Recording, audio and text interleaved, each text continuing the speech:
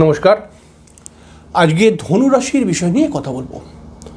খুব গুরুত্বপূর্ণ অনুষ্ঠান এটি ধনুরাশির জন্য, কারণ আজকের অনুষ্ঠানের মধ্যে আমি বলবো ধনুরাশির জন্য বেশ কয়েকটি ইম্পর্টেন্ট বা গুরুত্বপূর্ণ কথা। আজকে আমি বলবো ধনুরাশির কত বছর বয়সে ভাগ্যের উন্নতি হয়, ধনুরাশির মানুষদের কাদের সঙ্গে বিবাহ করা শুভ হবে, অর্থাৎ ধনুরাশির ছেলে বা মেয়ে কোন রাশির ছেলে বা মেয়ের সাথে বিবাহ করতে পারে, কোন রাশির সাথে বিবাহ একদমই করা উচিত নয় ধনুরাশির ক্ষেত্রে। এবং আজকের অনুষ্ঠানে আমি বলবো ধনুরাশির মানুষদের জন্য শুভ লটারি সংখ্যা, এছাড়াও বলবো ধনুরাশির জন্য শুভ রত্ন, শুভ উপরত্ন, শুভ বার, শুভ রং, শুভ সংখ্যা, শুভ দান, শুভ দেবতা, শুভ মন্ত্রপাঠ সব বলবো। আর এছাড়াও বলবো ধনুরাশির মানুষদের জন্য খুব গুরুত্বপূর্ণ কয়েকটি আর্থিক উন্নতির টিপস। তাই আপনি অনেক ভিডিও হয়তো দেখেছেন, কিন্তু আজকের অনুষ্ঠানটি আপনার জন্য খুব গুরুত্বপূর্ণ হতেই চলেছে। আজকের অনুষ্ঠানটি অবশ্যই মন দিয়ে দেখুন এবং খাতার মধ্যে নোট করে রাখুন। অনুষ্ঠানটি কিন্তু আপনার বারংবার কাজে লাগবে। ধনুরাশি বৃহস্পতি প্রভাবিত রাশি এবং একটি অগ্নিতত্ত্বের রাশি। ধনুরাশি সাধারণভাবে দৃঢ়স্বভাব প্রকৃতির রাশি। ধনুরাশির মানুষটা সাধারণভাবে কিন্তু জ্ঞানী মানুষ হয়ে থাকে, বুদ্ধিমান মানুষ হয়ে থাকে, মাঝে মধ্যে এরা একটু রেগে যায়, তবে এরা কিন্তু দয়ালু মেন্টালিটির হয়, তবে কিন্তু মাঝে মধ্যে একটু অভিমানী হয়ে পড়ে, অহংকার কোনো সময় চলে আসতে পারে। ধনুরাশির মানুষরা কিন্তু শিক্ষিত মানুষ হয় এবং পরোপকারী মানুষ হয়ে থাকে। তবে ধনুরাশির ব্যক্তিত্বকে নিয়ে আমি অনেক কথা বলেছি। আজকে কিন্তু ধনুরাশির জন্য কোনগুলো শুভ এই বিষয় নিয়েই কথা বলবো। প্রথমেই বলবো ধনুরাশির ব্যবসা করার জন্য, অর্থাৎ ধনুরাশির মানুষরা যদি ব্যবসা করে তাহলে কোন রাশির মানুষদের সঙ্গে এরা ব্যবসা করলে শুভ হবে। তাহলে এর উত্তর হচ্ছে ধনুরাশির মানুষরা যদি ব্যবসা করতে চায় তাহলে মিথুন, তুলা এবং কুম্ভ রাশির মানুষদের সঙ্গে যদি এরা ব্যবসা করে তাহলে এদের ব্যবসাটা খুব তাড়াতাড়ি গ্রো করে। যদি এই রাশিগুলোর ব্যতীত অন্য রাশির সঙ্গে ব্যবসা করে তাহলে যে ব্যবসা চলবে না তা কিন্তু বলতে চাইছি না, তবে অন্য রাশির সঙ্গে যদি ব্যবসা করে তাহলে ব্যবসাটা যে পরিমাণে লাভ দেবে তার থেকে বেশি লাভ বা বেশি তাড়াতাড়ি গ্রো করতে পারে এই তিনটে রাশির সঙ্গে যদি ব্যবসা করেন, পার্টনারশিপ করেন। ধনুরাশির মানুষদের জন্য শুভ রত্ন, সবাই হয়তো আপনি জানেন যে ধনুরাশির মানুষদের জন্য শুভ রত্ন হচ্ছে পোখরাজ, প্রবাল, চুনি। ধনুরাশির মানুষদের জন্য শুভ উপরত্ন, ধনুরাশির মানুষদের জন্য শুভ উপরত্ন হচ্ছে টোপাজ এবং কম দামি চুনি এবং স্টার রবি। ধনুরাশির মানুষদের জন্য শুভ মূল, অর্থাৎ মনে করা যাক আপনি রত্ন বা উপরত্ন পড়তে পারছেন না, তখন আপনি মূল ধারণ করুন, খুব তাড়াতাড়ি মূল আপনার কাজ দিয়ে দেবে। তাই আপনি যদি ধনুরাশির মানুষ হন আপনি তাহলে মূল পড়ুন, তবে মূল আপনাকে দুটো পড়তে হবে। একটি মূল পড়ে আপনি কখনোই লাভ পাবেন না, ওই পড়বেনই, লাভ কিন্তু হবে না। দুটি মূল পড়ুন। দুটি মূল হচ্ছে কি, একটি বামনহাটি এবং একটি বিল্লমূল। এই দুটি মূলকে একসঙ্গে নিয়ে হলুদ আর সাদা সুতোর মধ্যে বেঁধে আপনি কিন্তু নিজের হাতের মধ্যে পড়ার চেষ্টা করুন, খুব তাড়াতাড়ি আপনার মনস্কামনা পূর্ণ হবে। ধনুরাশির মানুষদের জন্য শুভ রং হলো হলুদ। ধনুরাশির মানুষদের জন্য শুভ ধাতু হলো সোনা। ধনুরাশির মানুষদের জন্য শুভ দেবতা হলো মা তারা এবং গুরুস্থানীয় ব্যক্তিরা। ধনুরাশির মানুষদের জন্য শুভ মন্ত্র হচ্ছে ওং গুরুবে নমঃ। অর্থাৎ ধনুরাশির মানুষরা যদি কোনো বিপদে পড়ে বা এরা যদি কষ্টে থাকে বা কষ্টে পড়ে তাহলে এই মন্ত্রটি জপ করুন, খুব তাড়াতাড়ি আপনি কিন্তু লাভবান হতে পারবেন। তাহলে প্রত্যেক দিন আপনাকে জপ করতে হবে, একবার নয়, প্রত্যেক দিন জপ করুন ওং গুরুবে নমঃ, কমসে কম 28 বারও করুন। আপনি দেখুন কি তাড়াতাড়ি আপনার উন্নতি চলে আসে।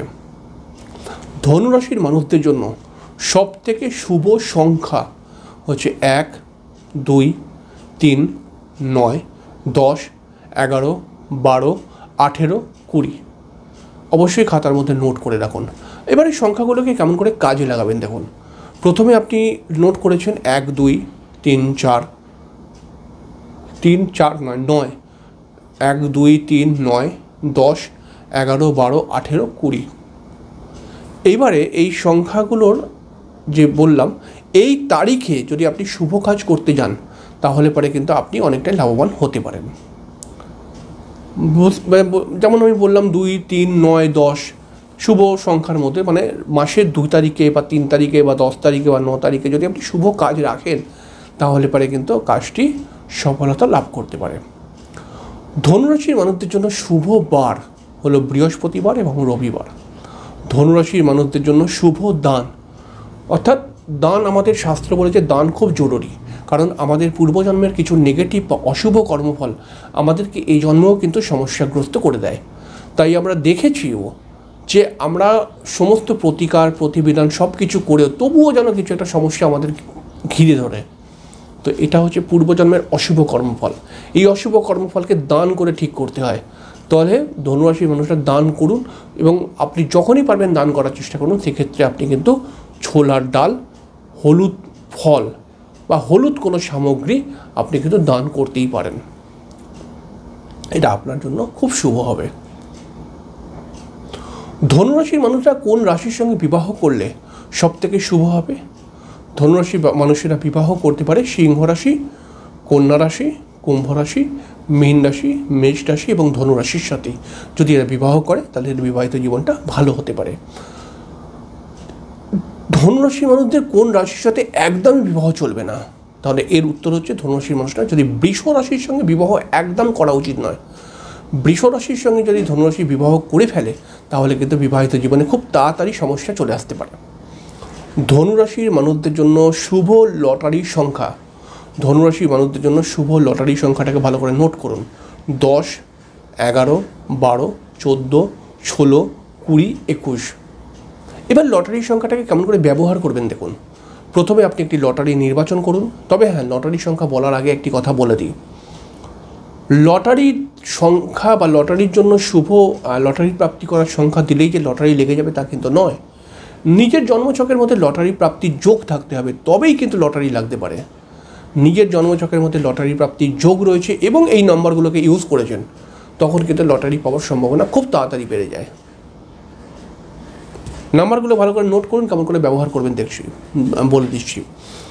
10, 11, 12, 14, 16, 20, 21 নাম্বার দিয়েছি। এবার আপনি একটি লটারি কাটুন।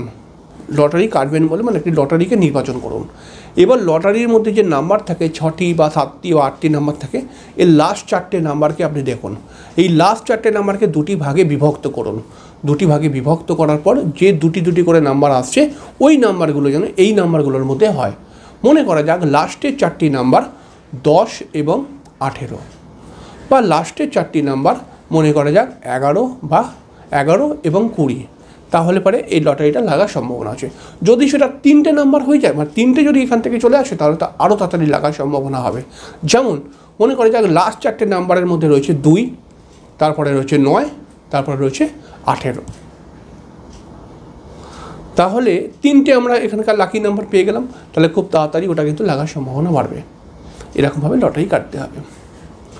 ধনুরাশির জন্য ধনুরাশির কোন বয়সে নিজের ভাগ্যের উন্নতি হয়? তাহলে ধনুরাশির কিন্তু 27 বছর, 30 বছর, 31 বছর এবং 33 বছরের মধ্যে নিজের ভাগ্যের উন্নতি ঘটেই যায়। অর্থাৎ 27, 30, 31, 33 এই বছরগুলোতে ধনুরাশি কিন্তু একটা অ্যাডভান্টেজ পায়, সুযোগ পায়, নিজের ভাগ্যের উন্নতি করার একটি সুযোগ কিন্তু পেয়েই যায়। ধনুরাশির মানুষদের জন্য আর্থিক উন্নতির কিছু টোটকা। আপনি যদি ধনুরাশির মানুষ হন, আপনার আর্থিক উন্নতি যদি আপনি করতে চান তাহলে এই টোটকাগুলো নিজস্ব ঘরে করুন। প্রথমেই করুন প্রত্যেক দিন 28 বার করে নিজের গুরুমন্ত্র জপ করুন। এর পরবর্তী টোটকা যেটি, প্রত্যেক দিন আপনি নিজের কপালে কিন্তু একটি করে হলুদের টিপ লাগান। রান্না করা হচ্ছে যেই হলুদ, সেই হলুদটা নেবেন না, আলাদা করে হলুদ কিনে আনবেন টিপ লাগাবার জন্য। আপনি কিন্তু প্রত্যেক দিন লাগান।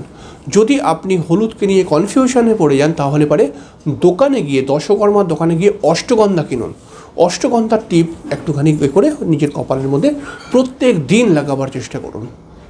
প্রত্যেক দিন সকাল সকাল ঘুম থেকে ওঠার চেষ্টা করুন। এবং ধনুরাশির মানুষরা যদি আর্থিক উন্নতি করতে চায় তাহলে একটি কাপড়ের মধ্যে 5টি কাঁচা হলুদ, মানে গাঁঠওয়ালা হলুদ, কাঁচা হলুদ বলবো না, গাঁঠওয়ালা হলুদ, এবং তার সঙ্গে সঙ্গে অবশ্যই 5টি সুপুরি, 5টি লক্ষ্মীকড়ি, এবং তার সঙ্গে সঙ্গে কিন্তু 5টি গোমতী চক্র দোকানে পেয়ে যাবেন, এবং একটি গণেশ লক্ষ্মীর কয়েন। এটা রেখে দিন হলুদ কাপড়টার মধ্যে। তারপরে একটা কাপড়টাকে পোটলা করে নিন। পোটলা করে এই পোটলাটাকে বাড়ির মধ্যে মা লক্ষ্মী থাকলে মা লক্ষ্মীর পাশে রাখুন, অথবা নিজের ক্যাশ বক্সে রাখুন। আপনি দেখুন 2-3 মাসের মধ্যেই আপনার আর্থিক উন্নতি চলে আসবে। এছাড়াও প্রত্যেক বৃহস্পতিবার যদি পারেন কোনো মন্দিরেতে হলুদ ফুল দান করে দিয়ে আসুন। অর্থাৎ কোনো মন্দিরে পুজো করার জন্য আপনি যেই হলুদ ফুলই জোগাড় করতে পারছেন সেই হলুদ ফুলটি কিন্তু মন্দিরের মধ্যে দিয়ে আসুন, যাতে মন্দিরে ঠাকুরের পুজো আর্চা হয়ে যায়। তো এটা অনেক বাড়ির বয়স্ক মহিলা রয়েছেন যারা হয়তো সকাল সকাল ঘুম থেকে উঠে ফুল টুল তোলে, তো এরকম আমি দেখেছি, আমাদের এলাকার মধ্যেও রয়েছে। তো তাদেরকে বলবো যে আপনারা যদি নিজের বাড়ির সংসারে নিজের ছেলে সন্তানের উন্নতি চান, তাহলে আপনি কিছু হলুদ ফুল সকালবেলা তুলে ওই ফুলটা কোনো মন্দিরে দিয়ে চলে আসুন, ঠিক আছে? এতেও কিন্তু আপনার আর্থিক উন্নতি তো বাড়বে এবং আপনার নিজস্ব পারিবারিক ঝামেলা অনেকটাই স্তব্ধ হয়ে যাবে। আপনি করে দেখুন, খুব ভালো রেজাল্ট দেয়। যাই হোক, পরের দিনকে আরেকটি অনুষ্ঠান নিয়ে চলে আসবো। ততক্ষণের জন্য নমস্কার, ভালো থাকবেন। হ্যাঁ, চ্যানেলটিকে কিন্তু সাবস্ক্রাইব করতে একদম ভুলবেন না। তো আজকে শেষ করলাম, পরের দিন দেখা হয়ে যাবে। ততক্ষণের জন্য নমস্কার, ভালো থাকবেন।